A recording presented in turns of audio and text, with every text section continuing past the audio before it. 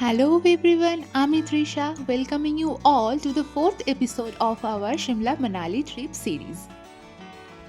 আমার আগের ভিডিওতে আমি শেয়ার করেছিলাম মানালিতে ব্রেকফাস্ট কমপ্লিট করে আমরা বেরিয়ে পড়েছিলাম আমাদের নেক্সট ডেস্টিনেশনের উদ্দেশ্যে, হুইচ ওয়াজ মণিকরণ। মানালি থেকে মণিকরণের ডিস্টেন্স মোটামুটি 80 কিলোমিটার্স।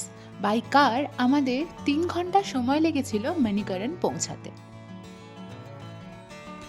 রাস্তাতেই লাঞ্চ সেরে খুব সুন্দর একটা পাহাড়ি রাস্তার ভিউ এনজয় করতে করতে আমরা চলেছিলাম মণিকরণের উদ্দেশ্যে। মণিকরণে আমাদের ছিল 1 ডে অ্যান্ড 1 নাইট স্টে। হোটেলে পৌঁছেই সামনেই আমরা দেখতে পাই মন ভালো করা পাহাড়ি পার্বতী নদীর অপরূপ সৌন্দর্য। হোটেলের লাগেজ রেখে একটু ফ্রেশ হয়ে আমরা বেরিয়ে পড়ি মণিকরণের ফেমাস জায়গাগুলো ঘুরে দেখার জন্য। এখন আমরা সামনে যেটা দেখতে পাচ্ছি এটা একটা হিমাচলি রিলিজিয়াস প্রসেশন। মোটামুটি 150 থেকে 200 জনের একটা গ্রুপ তাদের মাতাকে কাঁধে করে নিয়ে বেরিয়েছেন লম্বা একটা সফরে কিছু ফেমাস মন্দির দর্শন করতে। মাতা পালকি চড়ে এবং ভক্তরা পায়ে হেঁটে এগিয়ে চলেছেন তাদের গন্তব্যের উদ্দেশ্যে। এরপর আমরা পৌঁছে যাই gurdwara Shri Manikaran Sahib, which is a very famous holy place of Manikaran. এই গুরুদুয়ারাকে ঘিরেই তার চারদিকে রয়েছে মণিকরণের সেই ফেমাস হট স্প্রিং। পার্বতী নদীর ওপর দিয়ে ছোট্ট একটা ব্রিজ পেরিয়ে আমরা এগিয়ে চললাম গুরুদুয়ারার উদ্দেশ্যে। এই হট স্প্রিংকে ঘিরে হিন্দু এবং শিখ এই দুই ধর্মের মধ্যে প্রচলিত আছে দুটি আলাদা আলাদা ধর্মীয় বিশ্বাস। এই দুই ধর্মের দুটো আলাদা আলাদা প্রচলিত গল্প নিয়ে না হয় পরের কোনো ভিডিওতে কথা বলা যাবে। সামনের এই অদ্ভুত দৃশ্যটা আলাদাভাবে মুগ্ধ করে তুলছিল আমাদের। এক পাশে হট স্প্রিংয়ের গরম ধোঁয়া, আর এক পাশে বয়ে চলেছে পার্বতী নদীর বরফ ঠান্ডা জল। এই পাহাড়ি নদীর ওপর দিয়ে বয়ে যাওয়া হাড় হিম করা ঠান্ডা হাওয়ায় কাবু হচ্ছিলাম আমরা সকলেই। ধর্ম আলাদা হলেও গুরুদুয়ারার ভেতরের ধর্মীয় ভজন নিস্তব্ধতা ছুঁয়ে যায় আমাদের সবার মনের ভেতরের ভক্তিকে।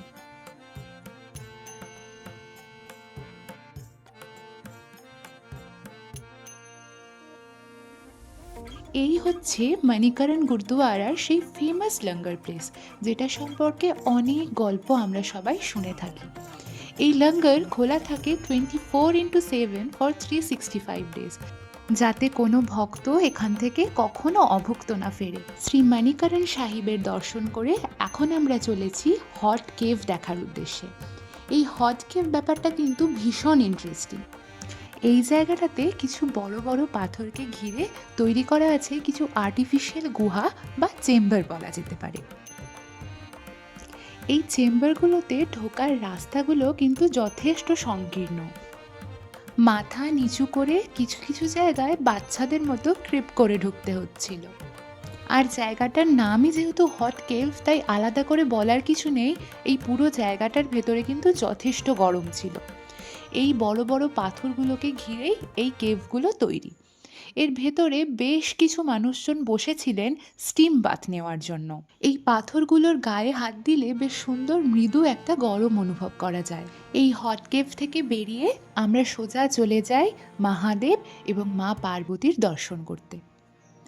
এই হচ্ছে মণিকরণের সেই বিখ্যাত মহাদেব টেম্পল।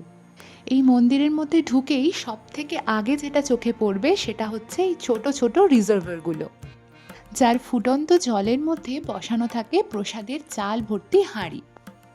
বহু মানুষজন ছোট ছোট পোটলায় বাঁধা চাল এই জলে সেদ্ধ করে নিয়ে যান প্রসাদ হিসাবে। মোটামুটি 45 মিনিটস মতো সময় লাগে এই চাল সেদ্ধ হতে।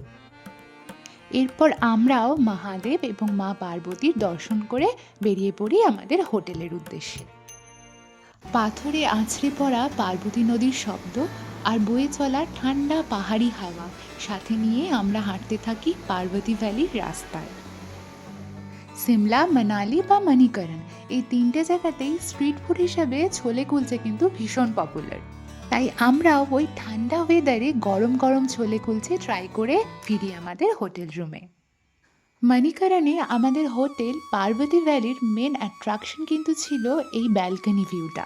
ঘুম থেকে উঠে ব্যালকনির দরজা খুলতেই চোখে পড়ে সূর্যের প্রথম কিরণে সোনালি হয়ে ওঠা পাহাড়গুলো। মুগ্ধতা গ্রাস করে আমাদের সবাইকে।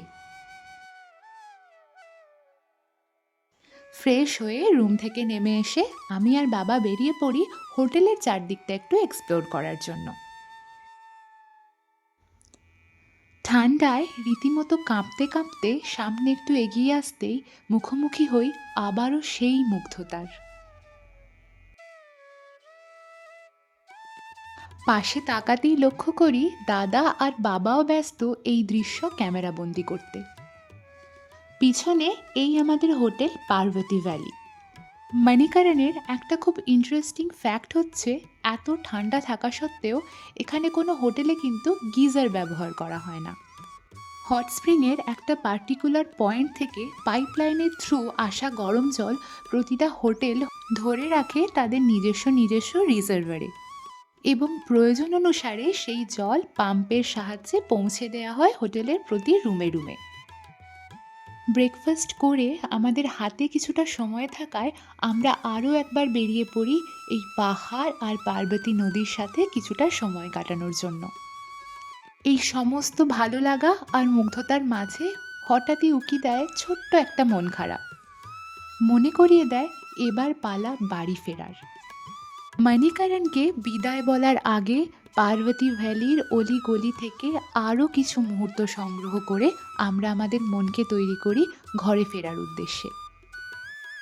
এখানে কিছুটা সময় কাটিয়ে কিছু কেনাকাটা সেরে আমরা বেরিয়ে পড়ি চণ্ডীগড় স্টেশনের উদ্দেশ্যে। লক্ষ্য আবারও সেই নেতাজি এক্সপ্রেস, কিন্তু এইবার ট্রেনের অভিমুখটা আলাদা। বাড়ি ফেরার পথের আরও কিছু ভালো ভালো মুহূর্ত শেয়ার করা এখনও বাকি, তাই অনুরোধ করব আমার পরের ভিডিওগুলোতে চোখ রাখতে। আজকের মতো বিদায়। Thank you all for watching.